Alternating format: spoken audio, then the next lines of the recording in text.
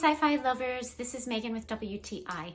If you want to binge on a new sci-fi series, then you may want to check out this one called Magna-Blade. There's 2 of 3 books published so far. It takes place in 2311 in the future. The premise is that a war is looming. Kado, the main characters, and his allies have to stop this war from happening.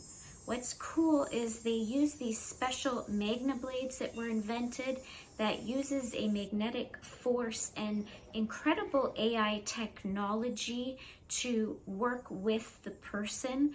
It's far beyond my grade 10 science, and I think if you're a science buff, the way everything is explained in here, you're going to appreciate even more than me. But from someone who is not a science buff, everything was explained so simply that I was able to understand what I needed to get the most out of this book.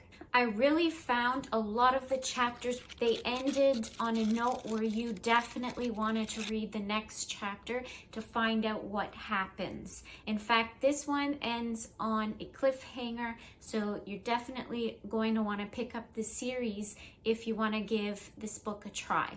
I definitely recommend this book by Evan Aitchison called Magna-Blade, and that's my point of view.